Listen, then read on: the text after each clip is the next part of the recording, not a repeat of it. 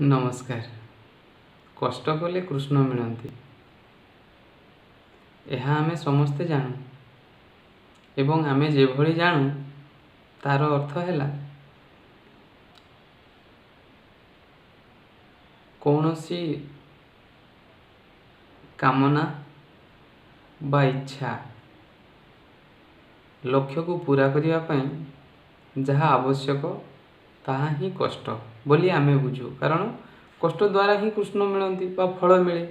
कौन सी फल प्राप्त करने को हेले कष्ट करने को पड़े, यही सिद्धांत आमे जानू। मात्र आमे जे भाव रे जानू, जो हिसाब रे जानू, ताहा संपूर्णतः भ्रांतिमूलक। शुणा को आश्चर्यकर लगिले मध्य यही वाक्यटार प्रकृत अर्थ आमको हृदयंगम करने को पड़ो। आमे जो अर्थ रे बुझू तार प्रकृत अर्थ व रहस्य ठीक से भली नुहे। ताहा आजिकार आलोचनार विषय एवं ताकु टिके धैर्य धरिकी विचार कले स्पष्ट हो पारिबो। यह जो परिप्रेक्षी रे कहा जाइछि यह खूब उच्चतर वाक्य, अर्थात यह एक सूत्र जीवन प्रत्येकटा रहस्यर यह उद्घाटन करे, प्रत्येकटा रहस्य को यह खोली दिए। सेतिपई यह को सूत्र बोली कहा जाइछि। तेबे कष्ट कले कृष्ण मिलती अर्थात किसी करने द्वारा किसी प्राप्त हुए, यही सिद्धांत रे आमे बंचू। मात्र यह कहीं भ्रांतिमूलक तार रहस्य है जे वर्तमान किसी करने द्वारा परवर्ती समय किसी प्राप्त हो। क्यों दिगरे? सांसारिक दिगरे। जेतेबेले आमे यहाँ को प्रयोग करूँ मात्र सांसारिक दिगरे ही प्रयोग करूँ बा बुझू, आमको अन्य दिगटा विषय रे उणा अधिके जना, जहाँ को अध्यात्म बोला जाए बा आध्यात्मिक बोली आमे बुझू। जहाँ वर्तमान नहीं ताहा परवर्ती समय रे प्राप्त हेबो, यह ही आमे बुझू। कष्ट कले कृष्ण मिलती अर्थात किसी कर्म कले किसी फल मिले। ताहा सत्य यद्यपि ताहा किभली सत्य ताकू ही बुझीबार अछि, नचेत कष्ट कले जो कृष्ण मिलती कथार वास्तविक अर्थ को आम हृदयंगम करि परिबो नाही।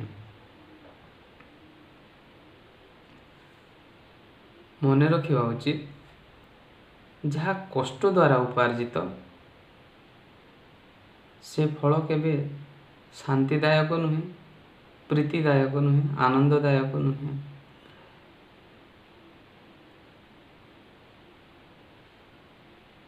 किंतु आमे बुझू अपेक्षार फल मीठा बोली बा जो कष्ट कले कृष्ण मिले बोली आमे बुझू। अच्छा, वर्तमान एक मानसिक चिंताग्रस्त हिसाब रे आमे कौन सी परिश्रम को बाध्यतामूलक करूचु, तार फल तो निश्चय फलिबो। मात्र जो फल आसीबो, फल कौन आसीबो, आमे फलर आकांक्षाटा सीधा सीधा भाव रे कहले कष्टकर लागिबो। मात्र भोग ताहा ही सत्य। आमे जो फल आकांक्षा करू ताकू सरल भाषा रे कहले भोग प्राप्ति। तेबे जो फल प्राप्ति हुए शारीरिक परिश्रम द्वारा हो बा मानसिक बुद्धिगत कौशल द्वारा हो, जो कला कौशल भोग आम पाखे उपस्थित हुए ताहार अवधि केते समय, ताहार स्थायित्व केते दिन बा केते घंटा केते मिनिट एइभଳି तो ना जो फल आमको प्राप्त हुए ताहा सर्वदा पाई प्राप्त हुए बा सर्वदा आमे सेथिरु सुख पाई पारु कि केबे भी नुह। टिके जीवन को निरेखी देखिले जना पड़े आमे आज पर्यंत जहाँ प्राप्त करी आसीचु ताहा कौनसी ना कौनसी कर्मर फल हाँ कि ना। एवं कौनसी सहज साध्य हो पारे बा कौनसी कष्ट साध्य हो पारे मात्र से फल गुड़ार स्थायित्व अधिक समय पाई नाही। जेतेबेले आमे कौनसी कर्म करू एवं ताहा कष्टकर हेकि परिशेष रे फल प्राप्ति हुए सेतेबेले पूर्व कष्टर आमे विस्मरण आम आगे हो जाए कहीं फल प्राप्ति हैला परे मात्र से फल प्राप्ति संगे संगे किछि मुहूर्त से फल प्राप्तिर उत्साह आम मनरु चली जाए पुणी एक नूतन फलाकांक्षा बा फलर आकांक्षा आम मन में सृष्टि हुए। जदि वास्तव में कौन सी एभली कर्म नाही जेउठी कौन सी फलर दीर्घत्व नाही खूब अल्प समय पाई से भली कष्टर प्रयोजन कौन से भली कष्ट कौ कामर। तेबे आउ टिके स्पष्ट कले कष्ट कले कृष्ण मिले यार दीटी प्रमुख दिग रही अर्थात शारीरिक एवं मानसिक। जी दिन मजूरिया श्रमिक श्रेणीर व्यक्ति सेमानंको तुलन रे समाजर धनिक वर्ग संभ्रांत वर्ग राजनेता बा बुद्धिजीवी माने शारीरिक श्रम तो करती नहीं मात्र गोटे श्रमिकर जो फल प्राप्ति एवं जो बुद्धिजीवी मानकर फल प्राप्ति से मध्य आकाश पाताल प्रभेद हुए कि ना सी तो सबुठारु अधिक परिश्रम करे तेबे ता फल एमानक अपेक्षा उन्नत होबार आवश्यकता अछि। मात्र मानसिक दक्षता संपन्न व्यक्ति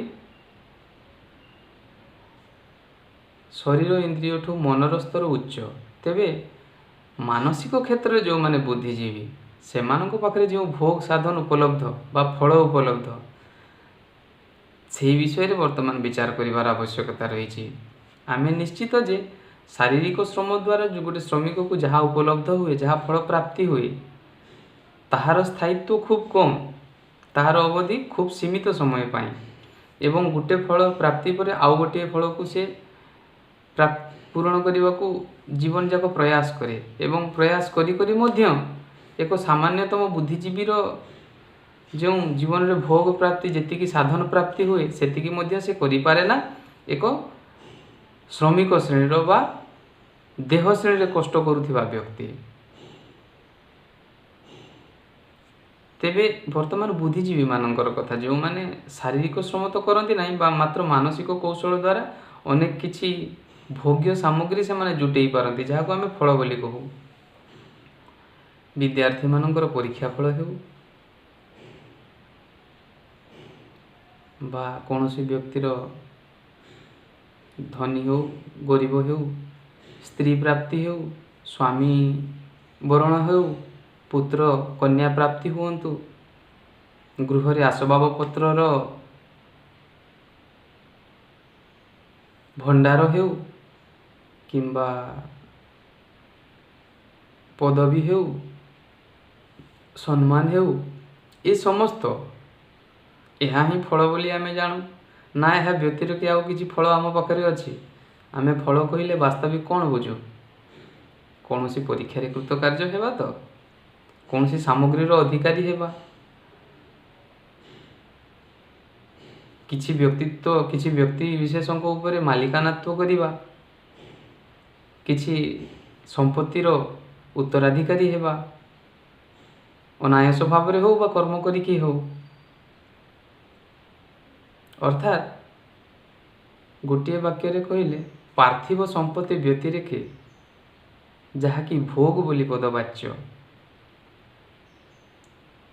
आम सुख साधन रे जी सहायक ताहा ही आमे फल रो संज्ञा देऊ यह व्यतिरेके आम पाखे फलर द्वितीय कौन से संज्ञा नहीं।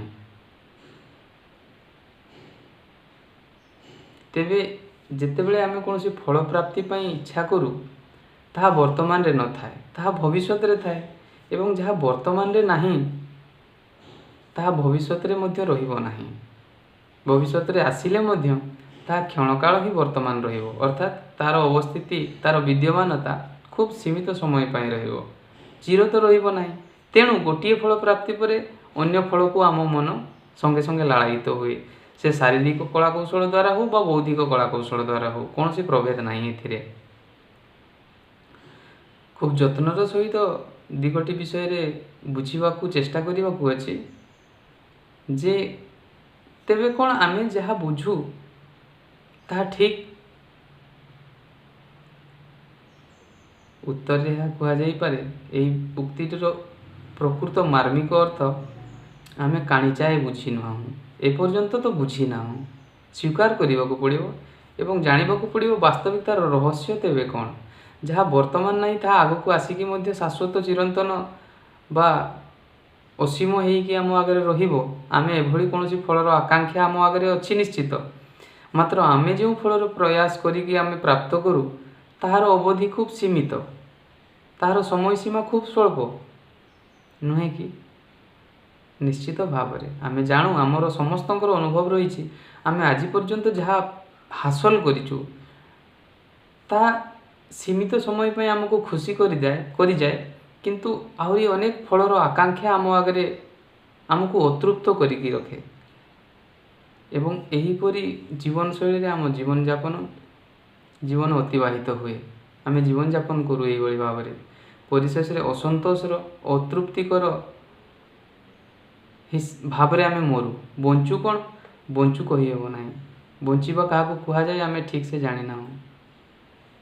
ତେବେ କଷ୍ଟ କଲେ କୃଷ୍ଣ ମିଳନ୍ତି, ଏହାର ପ୍ରକୃତ ଅର୍ଥ ବିଷୟରେ ଏବେ ଜାଣିବା।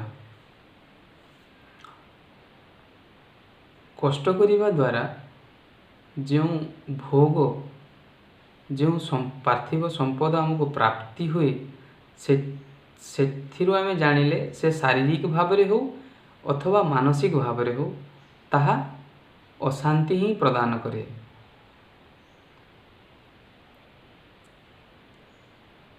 ବୁଦ୍ଧିଜୀବୀମାନଙ୍କର ଦୈନନ୍ଦିନ ଜୀବନଶୈଳୀକୁ ପରିଲକ୍ଷିତ କଲେ ତାହା ବେଶ୍ ହୃଦୟଙ୍ଗମ। ସେମାନଙ୍କ ଜୀବନରେ ଶାନ୍ତି ନାହିଁ, କଳହ ତାଙ୍କ ଜୀବନରେ ମଧ୍ୟ ରହିଛି। ନିଶାଦ୍ରବ୍ୟ ସେବନ ସେମାନେ ମଧ୍ୟ କରିକି ଶୟନ କରନ୍ତି, ଅର୍ଥାତ୍ କୌଣସି ନିଦ ବଟିକା ଖାଇକି ସେମାନେ ରାତିରେ ଶୁଅନ୍ତି। ଏତେ ସବୁ ସାଧନ ସାମଗ୍ରୀ ଥାଉ ଥାଉ ସେମାନେ ଯେଉଁ ଫଳ ପ୍ରାପ୍ତି ବା ଭୋଗ ପ୍ରାପ୍ତି କରିଛନ୍ତି ତାହା ତାଙ୍କୁ ପରିତୃପ୍ତି ଦେଇପାରୁନାହିଁ କାହିଁକି? ତେବେ ଶାରୀରିକ ବ୍ୟକ୍ତି ବା ଶାରୀରିକ କଷ୍ଟ ସ୍ୱୀକାର କରୁଥିବା ବ୍ୟକ୍ତିର ମଧ୍ୟ ତାହା ହିଁ ଇଚ୍ଛା ଯେ ସିଏ କେମିତି ସାଧନ ସାମଗ୍ରୀ ଜୁଟେଇକି ଜୀବନଟାକୁ ଅତିବାହିତ କରିବ ବା ବର୍ବାଦ କରିବ। ଯେତିକି ଆବଶ୍ୟକ ନୁହେଁ ତାଠାରୁ ସେ ଅଧିକ ଉପାର୍ଜନ କଲେ ଭାବେ ଯେ ଏଇ ଫଳଟାର ସମୟ ଯେତିକି, ଆଉ ଟିକିଏ କଷ୍ଟ କଲେ ହୁଏତ ଆଉ କିଛି ଅଧିକ ଫଳ ମିଳିବ, ଯାହାର ଅବଧି ଆଉ କିଛି କାଳ। ଏମିତି ଅସୀମ ଫଳ ପ୍ରାପ୍ତ କରିବା ପାଇଁ ଆମର ଇଚ୍ଛା, ମାତ୍ର ଆମେ ଯେଉଁ କର୍ମ କରୁ ସେଥିରେ ସେ ଫଳ ମିଳେ ନା।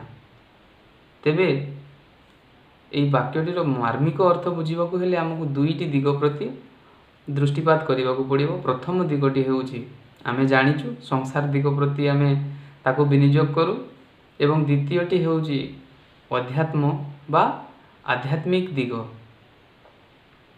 ସଂସାର ଦିଗଟି କ'ଣ ଆମକୁ ବୁଝେଇବାକୁ ପଡ଼ିବ ନାହିଁ। ଆଧ୍ୟାତ୍ମିକ ଦିଗଟି ବିଷୟରେ ଆମକୁ ଆମ ମଧ୍ୟରେ କିଛି ଜଣଙ୍କୁ ଉଣା ଅଧିକେ ଜଣା, ଅର୍ଥାତ୍ ସ୍ୱୟଂକୁ ନିଜକୁ ଜଗତର କଲ୍ୟାଣ ହେତୁ ଯେଉଁ କଷ୍ଟ କରାଯାଏ, ଯେଉଁ ଶ୍ରମ କରାଯାଏ, ସେଥିରେ କୃଷ୍ଣ ପ୍ରାପ୍ତି ହୁଏ। ଏହାକୁ ଆଉ ଟିକିଏ ସ୍ପଷ୍ଟ କରିବା। ବର୍ତ୍ତମାନ କର୍ମ କରିବାରେ ଯଦି କଷ୍ଟ ଅନୁଭବ ହେଉଛି, ଅର୍ଥାତ୍ ଚିନ୍ତାଗ୍ରସ୍ତ ଅଛୁ, ଆନନ୍ଦରେ କର୍ମ କରୁନାହୁଁ, ବର୍ତ୍ତମାନ କର୍ମ କରିବାର ପ୍ରେରଣାରେ ବର୍ତ୍ତମାନର ସ୍ଥିତିରେ ଯଦି ଆମେ जहाँ भी फल प्राप्ति पाई इच्छा रखिचु ठीक कर्म करुथिबा समय रे जदि आमे खुशी रे नाहु शांति रे नाहु अशांत चित्त रे कोनोसी कर्म संपादन करूछु ताहा परिशेष रे मध्य शांतिप्रद हेबो नाही। यह दृढ़तार सहित मन रे बांधी नेबा दरकार। ता अर्थ कौन आमे या बुझिबा जे जो माने शारीरिक बा मानसिक परिश्रम करूनाहांती आलस्यपरायण ठकामी भंडामी करिकी दिन काल जापन दिन दैनंदिन जीवन यापन करुचंती से माने कौन उत्तम ना। आमे देखु तांकर जीवन मध्य परिशेष रे पश्चाताप रे परिपूर्ण दुख रे परिपूर्ण अवशोष रे परिपूर्ण अनुताप रे परिपूर्ण से माने मध्य शोकरे संतप्त जड़ित हुअन्ति। तेबे यही शास्त्रगत वाक्यटी को बा सूत्रटी को बुझिबाकू हेले ये जो आध्यात्मिक दिगर परिसर को खोलिबाकू पड़िबो अर्थात निज सहित संबंध स्थापन करिबाकू पड़िबो निजकू जानिबाकू कष्ट स्वीकार करिबाकू पड़िबो समाजर कल्याण दिगरे कर्म प्रवण होबाकू पड़िबो। तेबे ही आमे कर्म करुथिबा समय रे एवं फल प्राप्ति उभय समय रे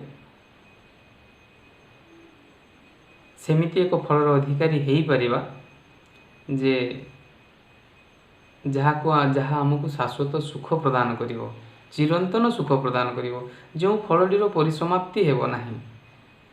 एभली एक फल अच्छे निश्चित ताहा ही गीता हेउ भागवत हेउ उपनिषद हेउ बा अन्य शास्त्र मानकरे ताहा विषय रे ही महापुरुष माने वर्णना करि जाइछन्ति। तो से वर्णनार भावार्थटी को बेस हृदयंगम करिवार अछि कि भली भावरे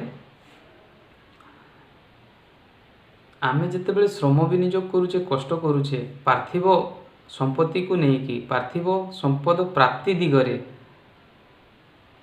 सीधा सड़क भावरे ताहा नाशवान दिगरे ही हेउची। आमे शरीर उपयोग करूचे कौन प्राप्ति पाई जहाँ सरी जाउची जहाँ सरी जीवो जहाँ किछि क्षण पाई तेबे आमको शाश्वत फल से दिगरु मिली पारिबो कि केबे भी नुहे। मात्र जेतेबेले निजर प्रकृत परिचय विषय रे अर्थात स्वयं कौन आमे मनीष जीवात्मा जीव परमात्मा आमे प्रकृत रे किए आमर प्रकृत रे आवश्यकता कौन जेतेबेले निजर वास्तविक परिचय आमे जानिबु जे मु किए सेतेबेले ही आमे जानि परिबु जे मोर किए बोली। आउ आमे जेते भोग्य पदार्थ गोटेइले भी ताहा केबे भी आमको शाश्वत सुख देव नाही चिरंतन सुख देव नाही ना देलानी आज पर्यंत कहारी की पार्थिव संपत्ति गोटे की कहारी इच्छा अभिलाष संपूर्ण चरितार्थ हेई नाही बा हेब नाही। जगतर कल्याण कर अर्थात जेतेबेले मोर मोर जानिबी भोग्य वस्तु कौन ता पूर्वर मु किए ताहा ही आमर जानिबार एकांत आवश्यक। तेबे एई दिगरे ही कष्ट कले कृष्ण मिलंती। कष्टकर नुहे टिकिए भल भाव बुझिले जानी हेबो जे आमे जेतेबेले सांसारिक दिगरे कौनसी भी कर्म करू ताहा अहंकार को बढ़ेइबा पाई ना नष्ट करिबा पाई सेतिरे अहंकार सुदृढ़ हुए ना दुर्बल हुए सुदृढ़ हुए।